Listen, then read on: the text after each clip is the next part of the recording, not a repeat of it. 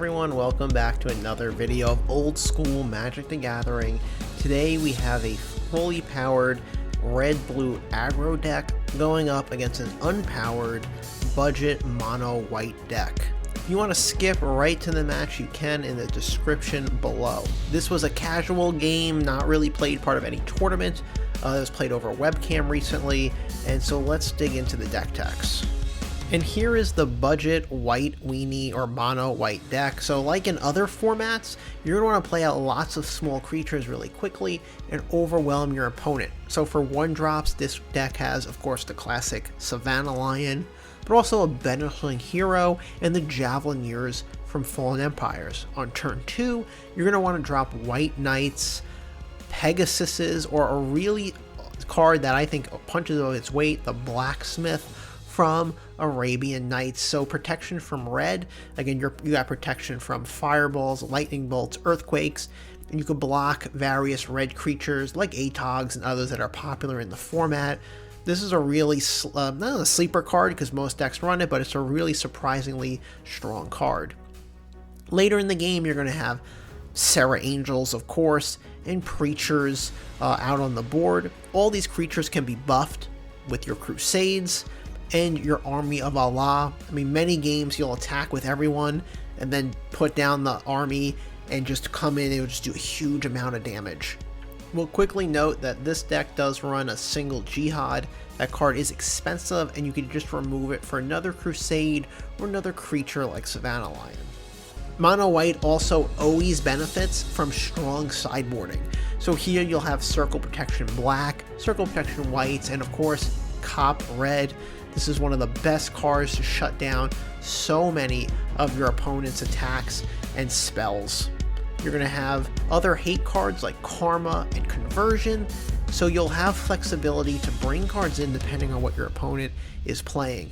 Overall, this deck is affordable, but also really fun to play. You'll have a great time win or lose with it. It's a really classic deck. Now let's take a look at the blue-red burn deck. This photo is not the exact one you'll see in the video. You'll see a couple different sideboard cards like Mountain Yeti come in, but the base of the deck is the same. It runs lots of burn spells, lightning bolts, chain lightnings, and psionic blasts. Also, you have a fireball, so lots of ways to just win with direct damage, targeting your opponent.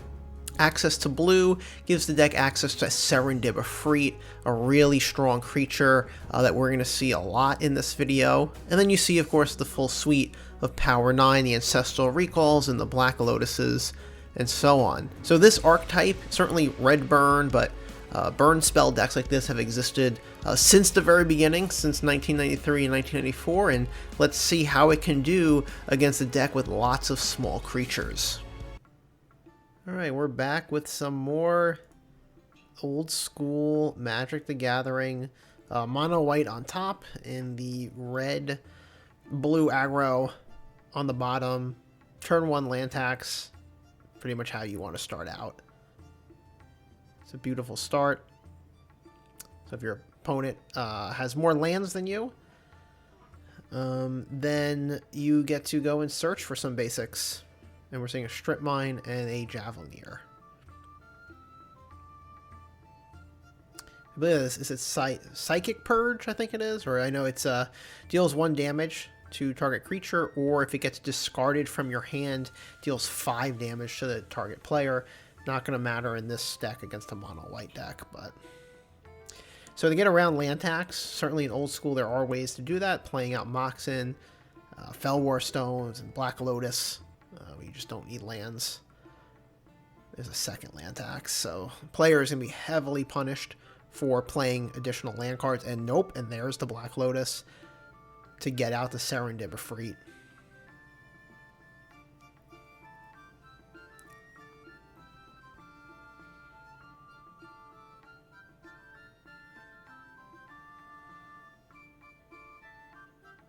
Okay.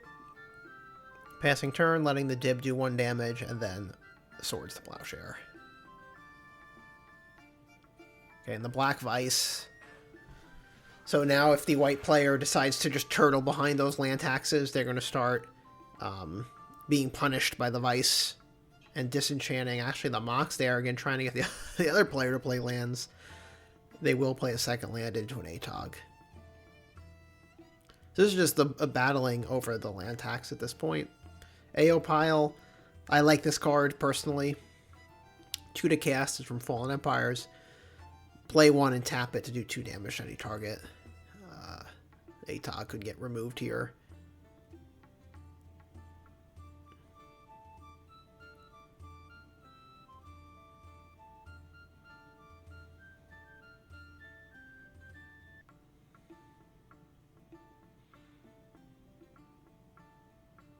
Okay, so I'm assuming that's targeting Atog. Yep, and then going to sack the Vice to boost the Atog. And then it's going to get sorted on the next turn. So, I mean, that there being able to remove the Vice and the Atog. So we're back to the dance over the land taxes, and the Mox is a beautiful play there. No land needed. And here's a Crusade, so all white creatures gain +1/+1. This is good just to put it out there, and then in the future, maybe creatures are going to come out quite strong. And there, again, there's a Fellwar Stone, so land tax looking less and less relevant. At some point, you, as the mono-white player here, will abandon land tax and just play out your lands and just go for a creature play. Here's the Blacksmith. So protection from red, actually really good in a lot of matchups, especially here. It can't be bolted. Here's an Ancestral Recall. Can't be bolted, can't be earthquaked. Can block goblins, can block Atogs. The Blacksmith does more work than you would imagine. Here comes an attack. And now a Pegasus. And that is a Side Blast on the player.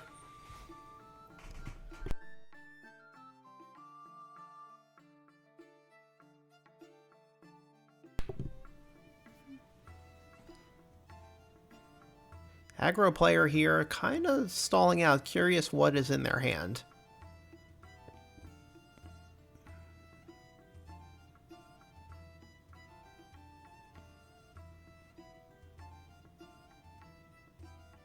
Another Side Blast. Maybe we'd love to see another Serendib Freet coming out. Okay, or just a third Side Blast. And that's gonna be the game. They were down to 4 life. I mean, you just bolt and Side Blast your opponent. It's a way to win, for sure. And so Aggro, overpowering the white deck that really tried to trap them into a land tax play early on. And here we're just going to get in game 2 a Banishing Hero right away.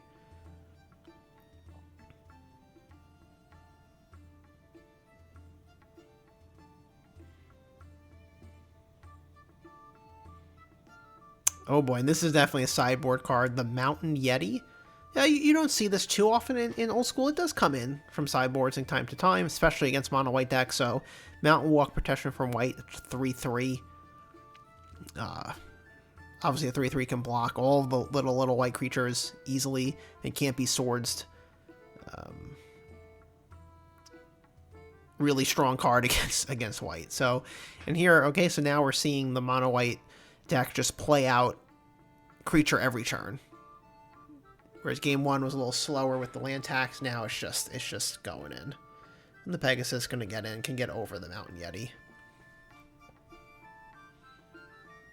The artwork on Mountain Yeti, little questionable. I like the picture of him in the snow in the back, but his face in the front there turned, not the best looking Yeti.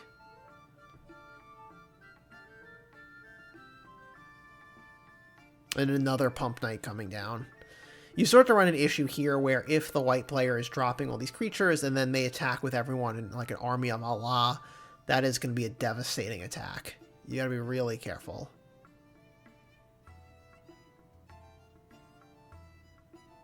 Okay, so skipping ahead. So, and here is attack from all 4. So the Mountain Yeti will get to kill one of them. Probably a Pump Knight.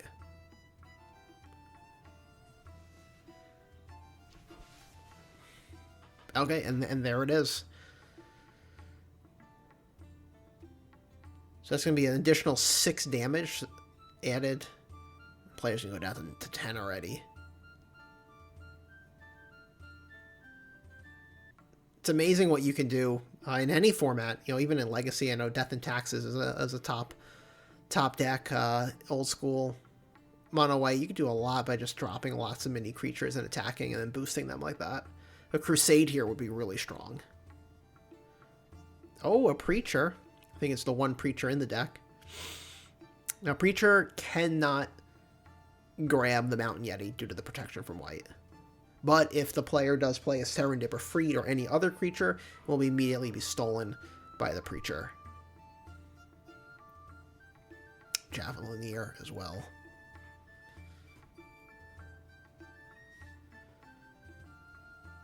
Mountain Yeti coming in for attack. Of course, the white player cannot block the Yeti at all with protection from white, so it's a free lightning bolt every turn. And a time walk.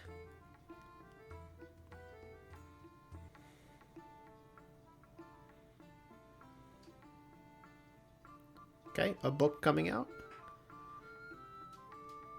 The aggro player seems to be having some mana issues. Curious. Again, we'll see what's in their hand. Here comes an attack with everybody.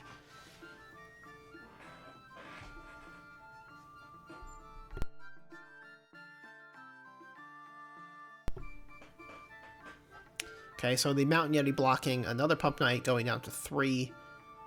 And another Banishing Hero. I mean, this is going to be game over here. It's a Soul Ring. Oh, there's no way. They had 3 Mountain Yetis in their hand. And a Freets and Brain Geysers that they could not play. So that's another advantage of playing the mono white deck, is that the Felwar Stones can only produce white, and that can be completely useless to many decks, as you saw. So in game 3, aggro deck coming out real quick. Turn 1 Atog. Okay, we're back at the land tax. Nothing in pass.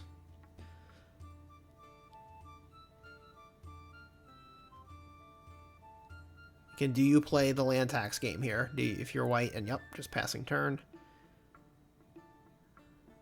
1 damage early, doesn't really matter. Passing turn, draw a card.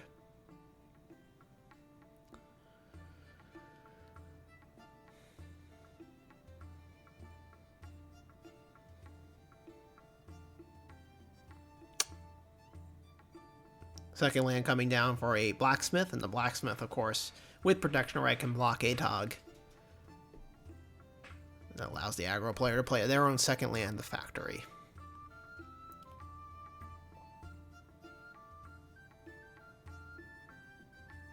Okay, Preacher, and Preacher can steal the Atog. Or it can just die. It's dead. Preacher's dead.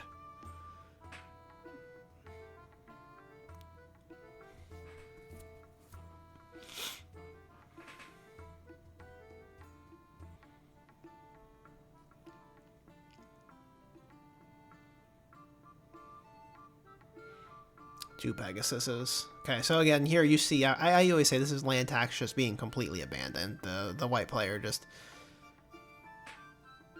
gonna go ahead. They must have a bunch of creatures in their hand. The Pegasus is gone again. The Purges, you know, doing the 1 damage. Now, granted, if the white player does play out Crusade, those Purges are way less effective, but they're definitely doing some damage here.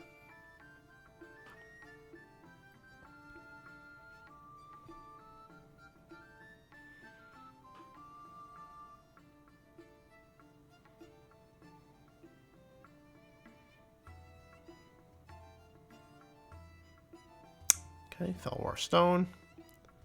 Some food for the Atog. Oh, and there's a big disenchant on the Factory, taking out that threat, and now the Blacksmith can just hold back this Atog.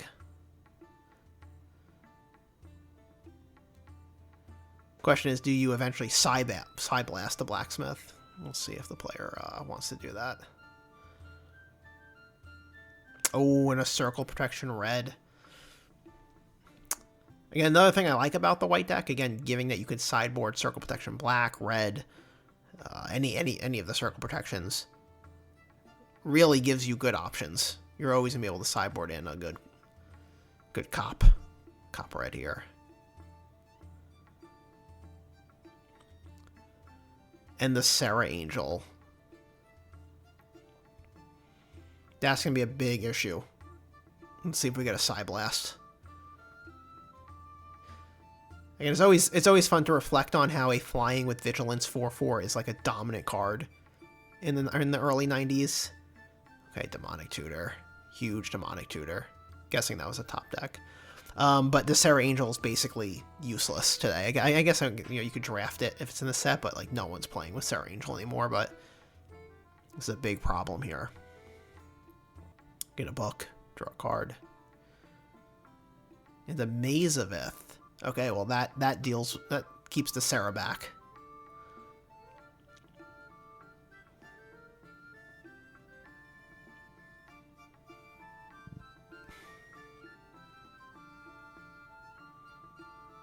So few creatures in old school that have vigilance. I think, is there... I'm always blanking. I think there's one more in the format with vigilance.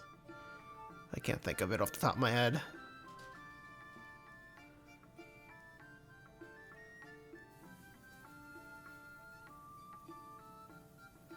We get a book, draw a card.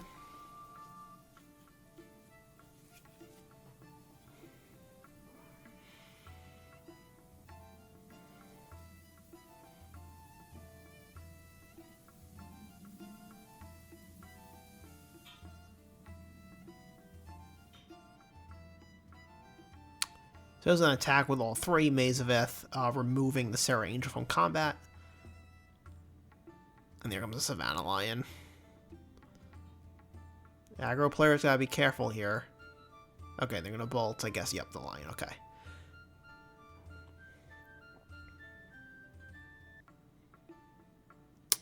Bold players with 5 lands gotta be careful if... Okay, we're gonna book. Another land comes down, land tax actually gets activated. Kind of forgot about that land tax. Okay. Oh, and an army of Allah. All attacking creatures gain +2. Okay, slowly but surely mono white is chipping down.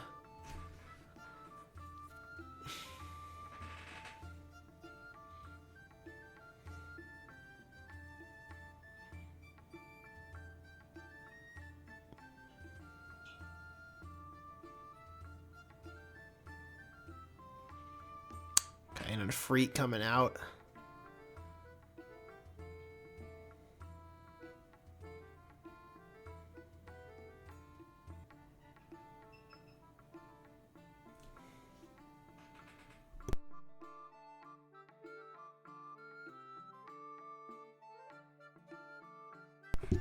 This is some classic old school right here. You have Freak and the Atog versus the Serra Angel, the Blacksmith. I guess we're getting another book. With a player paying 4 mana to draw a card.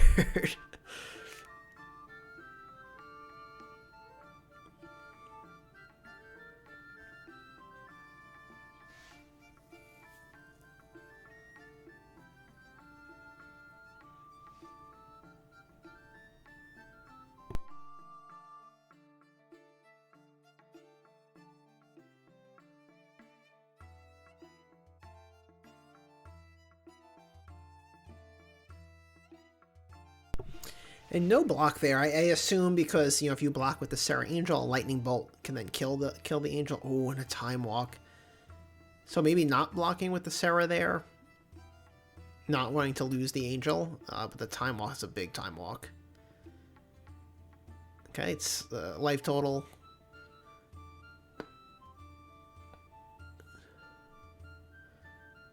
$11 to $9.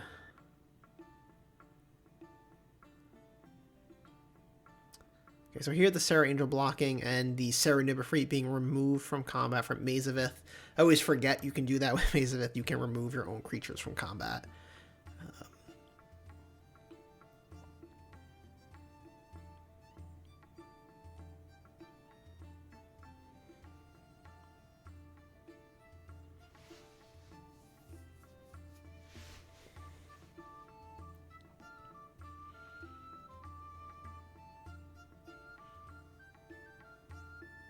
Okay, another Serendip. That's risky as the life total gets low here. And the player does have more land taxes going to be activated. Vice coming out. Oh boy. And I love this move. So strip mining their own mountain to go back down to parity so that land tax doesn't activate. Really strong play there.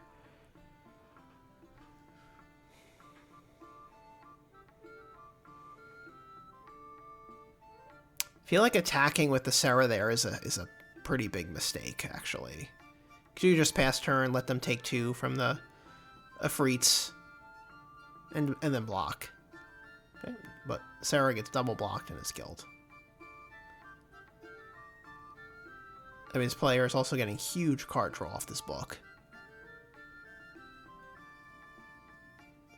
A big fireball here could, or fireball, starting to get to the point where a fireball can win. Okay, Serendip Afreet is blocked by the Pegasus, and another Afreet comes out. And we'll see if Aggro can win this, can win it in the close.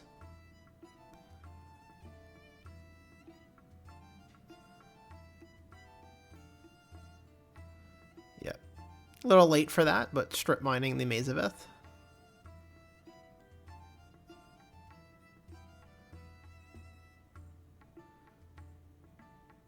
Gonna go down to 3. So technically have one more turn.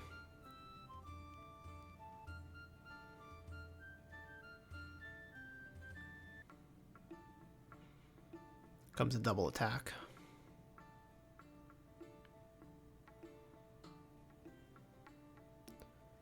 And reverse damage. Again, I'm a huge fan of reverse damage. I mean, the artwork is questionable.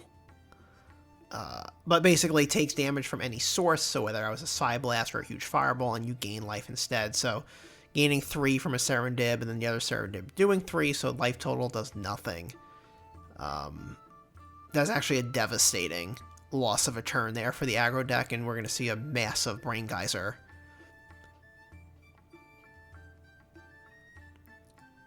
In response,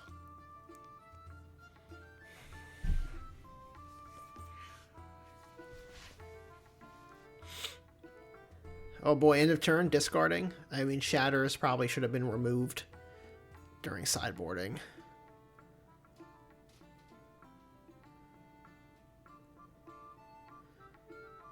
That might be the game. Yep, this is unblockable Blacksmith coming in. Drop to 2, pass turn, Serendip counters. Damage will end the game, let's see. Pegasus comes out just in case. Okay, during upkeep, they do get to activate the book before the damage from the Afreet goes through, and there's 2 Psy Blasts.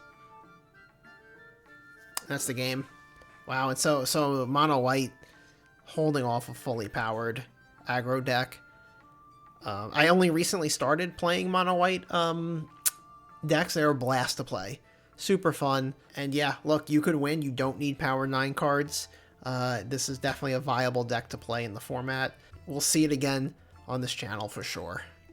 Thank you everyone for watching. If you want more 1990s Magic the Gathering content, please subscribe to the channel or leave a comment below.